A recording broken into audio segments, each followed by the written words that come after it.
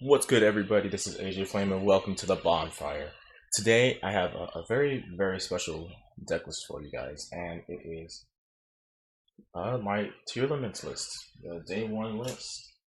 My sneak peek was yesterday, and I ended up getting everything. I don't want to talk about how much it was, but I got everything, and yeah, we're just gonna hop right into it because this deck is absolutely insane. I really, really do think that this is gonna be the best deck in the format coming up. And without further ado, let's go ahead and get right into it. So with starting off, we're gonna start off with 3 Rhino Heart. Rhino Heart is pretty much one of your pretty much every card is starter, but Rhino Heart is one of your main starters. On normal special summon, you can go ahead. You can either add or I believe dump. Excuse me. No, you can send one. Excuse me. You dump 1 Tearlaments from deck to graveyard, proccing their effects, proccing all the Tears effects aside. Well, I literally, except for himself, you can't send Rhino Heart off of Rhino Heart. And so pretty much what happens there, you normal special summon Rhino Heart, you go ahead, dump a tier, and you can start your fusion summoning. And then if he is sent to a graveyard via card effect, he can go ahead, he special summons himself and then sends a tier element card from hand to graveyard. And when he leaves the field, he's banished. And with that, also that everything is sending by card effect, so all of your cards will trigger. And it does say Tearlaments card, meaning you can send things like Meta Noise and Sulliek if you want an extra add from graveyard or deck, depending on what your hand is.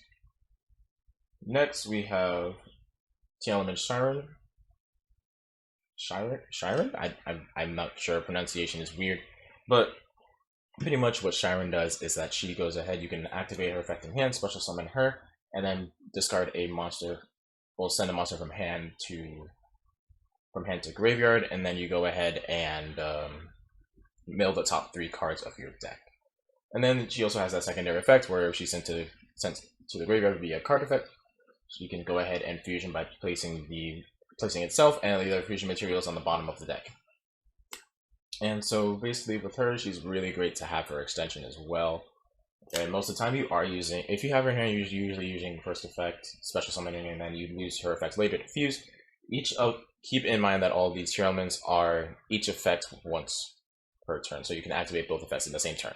Just keep track of which ones you've used and which ones you haven't, just for the play sake of comboing off and having a better board state than you would before. Next, we're gonna go ahead triple Merly. Merly is actually very, very nice on normal, special summon and mill the top 3. That's it. And then same effect as the other ones, fusing, putting itself and the other fusion materials at the bottom of the deck. Next, we have Hovinus, their turn 0 window maker, if you get lucky. Hovinus is insane. When your opponent activates a card on the field, then you can go ahead and activate Hovinus, summon her, mill 3. And hopefully you're proccing a tier in that. If you whiff, you whiff. Dang, that's crazy. But if she's sent for the card effect, you get sent to the graveyard by a card effect, which is going to happen quite a few times, especially in the format. You can go ahead and fuse, putting itself and the other materials up on the deck. Now, notably, if these do get DD Pro, the affected, it just straight fizzles, and it kind of sucks, but it is what it is. You gotta play through it. Alright, next, that's it for the tier element monsters. 3 of all of them, I think that's kind of standard, unless you're doing the branded builds. Which I might do a profile on it. I'm not the biggest fan of the branded build, but we'll see. I'll probably just do it to do it, because I have enough cards. Next, double Supreme Sea Mare. This card is insane. On normal summon, it says Foolish and Aqua, which you're foolishing pretty much your whole deck, aside from Rhino Heart, which is a warrior, so. But yeah, he's insane, and he does have another effect. I can tribute this card, target an Aqua in my graveyard except for itself, add it to my hand, so you can also recycle all of them from your hand. So, like, if you don't want to just be stuck with this guy in your end phase, you just literally use this effect, tribute him, add like Hovinus or something. So yeah, he's actually insane. You use each effect once per turn. Double King of the Swamp. Yes, these are the GT ones I have been talking about in my Twitter post. I have so many of them. 2 for right now. I'm going to try 3 eventually to see how it works, but right now I am liking 2. Obviously, search polymerization. Fusion substitute. You can substitute it for. I mean, the only thing we're really substituting for is the relinquish for the Millennium Ice Restrict. And now for the last two, I guess, monsters, not hand traps-ish. We got one Squamata, one Beast. I think that's pretty self-explanatory, because, you know, we're making Window, and yeah, Window's a good card. And for the hand traps, I do run 3 Ash, and I do run 3 Veiler. Now, the thing with Veiler over Imperm in this particular deck is that if I do draw a hand of Hobbiness and Effective Veiler, at that point, the Veiler versus Imperm interaction, because his Hobbiness will special summon itself if I do activate something on my opponent's turn, Imperm becomes dead in my hand. Essentially, it becomes dead in my hand.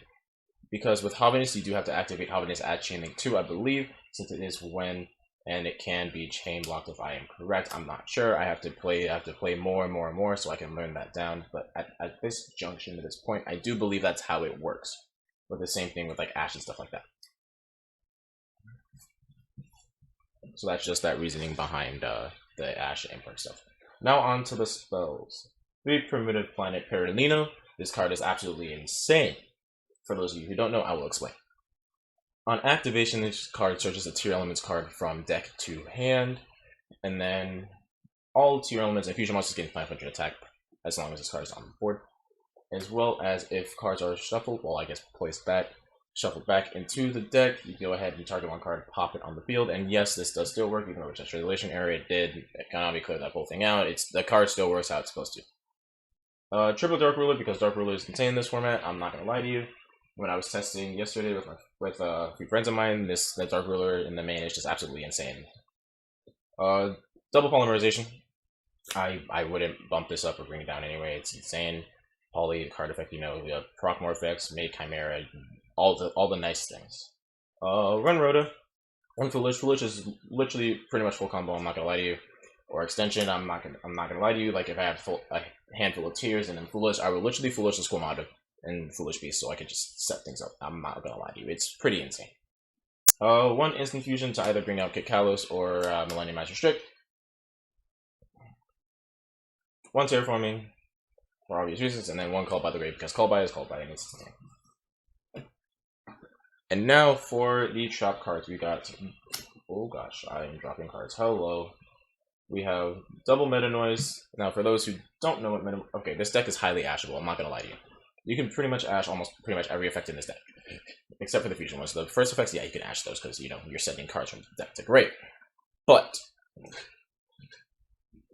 anyways, Meta Noise is the Book of Moon. It's searchable. It's absolutely, it's nuts. It's insane. Usually, if you're going blind into, you know, game 1 or game 2 or game 1 or something like that, you usually add this card. Depending on what your matchup is, you could add this card or Sulliek. It just depends really how you want to play. If you want that negate or if you want the Book of Moon, it just depends on how things are a little more impactful and what your board state is, all that kind of fun stuff.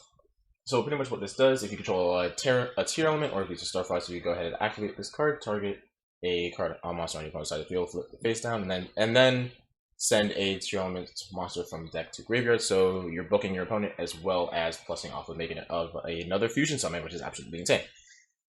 And now we have Tearlaments Sulliek, which is a continuous trap card, absolutely broken. And so what you can do with this one is, well, I mean, you can also use this to play around Dark Ruler, but I'm going to do a test hand video later, so at 100% I am, because this deck is absolutely busted.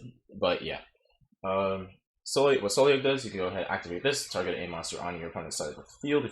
You have to control Tearlaments or use Starfrost. Target a monster on your opponent's side of the field, and so what you're going to go ahead and do with that is negate that effect and then send a Tearlaments from deck to graveyard, proccing once again more fusion summons. These also do have secondary effects. Meta Noise is sent to the graveyard via card effect. You can go ahead and target a Tearlament, add it back to the hand in the graveyard, and then Sulliek, you can add a Tearlament from deck to hand if this is sent to grave by card effects, which is very nice, and they all synergize with each other, and you can do that with Rhino Heart and all those nice things. So onto the extra deck, we do have 1 Kaleido Heart, the boss monster. Ooh, that is pretty. There we go. That looks better. Kind of. They're double sleeved, and my glare is pretty rough, so we'll just hold it up like this. But pretty much what Kaleido Heart does, he's absolutely insane. You do only run 1 because you only need 1. If you try to get 2, it's just way too much investment. But he's honestly not as much investment as you would think for a 3 material fusion monster. So His materials are Rhinoheart and then 2 Aqua Monsters, which is your whole deck. And King of the Swamp also can substitute for Rhinoheart if you don't have a Rhinoheart in the grave, which I don't know why you wouldn't.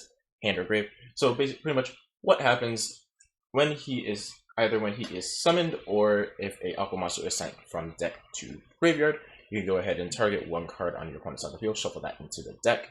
And if he is sent to the graveyard via a card effect, doesn't matter if it's yours or your opponent's, you could go ahead and special summon him back. He is a hard once per turn, however, but that is perfectly fine.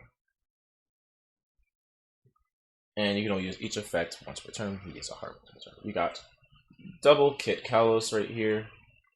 I think 2 is fine. I think 2 is fine, pretty standard, because you always shuffle them back, so it doesn't really matter. I mean, it kind of does matter. I don't know. It's just niche situations where a third one could come up. But what Kit Kalos does is on special summons, you can go ahead and activate her effect to either add or send a Tearlaments card from deck to graveyard. So you can go ahead, grab any monster, grab any trap, or just send them, or I mean, the soon coming spell cards, but we're not going to get into those yet. And then you can go, her other effect is to target 1 Tearlament monster on your side of the field, usually itself, and then special summoning a Tear from graveyard or hand, and then sending that targeted monster to the graveyard. And as well as if Kit Kalos is sent to the graveyard via card effect, including its own, since you can target itself, since it's Tear itself, it does not limit itself to it. You can go ahead and mill a top 5, also most likely proccing more Tearlament fusions, which is absolutely broken. We have Millenniumized Restrict. I'm glad I got this card at $17, the postable 48 is now. With this card, you can go ahead, well, it's actually busted. You can literally instant fusion it or hard make it if you want to. Hard making it is obviously the play, I'm not gonna lie to you, but instant fusion, if you want to just play around hand trap, be like, okay, instant fusion out of Millenniumized Restrict. Activate a hand trap, use its effect, equip, negate. So pretty much, and Millenniumized Restrict can only equip from either from like graveyard or field. So if it pitches for cost, you can go ahead and equip, negate. Millenniumized Restrict is just insane versus hand traps, and I love this card to death. 1 Guardian Chimera because it is absolutely insane with Poly, and you do still chain block this guy because you're sending tier monsters. It's absolutely nuts. Winda for obvious reasons, because Winda. Kaliga, because you can make Kaliga with King of the Swamp, and if you Winda Kaliga somebody, Dark Ruler or bust, I'm not gonna lie to you. Double Dragostapelli, because Dragostapelli is not a once per turn, putting on those counters, and negating those activated effects is absolutely something insane, as well as making cards level 1, which is going to come up so much in this upcoming format with Sprite running around and everything else. And so that is all for my fusion monsters. Onto the Xyz toolbox and toolboxy kind of things. So we do have 1 Zeus, because Zeus, 1 Dweller, because you can make Dweller super easy, and if you use like Rhinoheart or literally if you use Rhinoheart or what's it called, if you use Rhinoheart and Steamer, it can get big. Dweller can just become big because of the AC material you use. 1 Exciton Knight. Exciton Knight is our flex spot in the deck, I'm not going to lie to you. This could be several other things. At this time, I do not have Ultimate Slayer, so I'm not going to be citing it, so that's why I do not have the Trouble Sunny in my extra as of right now. It just depends if I want to do it, if I don't want to do it. Time Thief Redoer is absolutely insane. Most of the time you do want to try and end on him as well, because since he detaches as a card effect, he will proc your Tearlaments and that are attached to it. 1 Baguska, because Baguska FTK, Baguska is insane.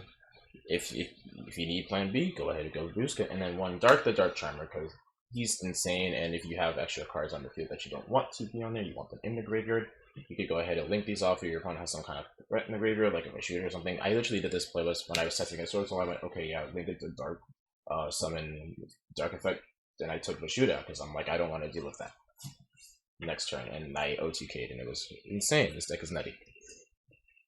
This deck is absolutely insane. I love it so much. I've been having so much fun with it with the testing I have been doing.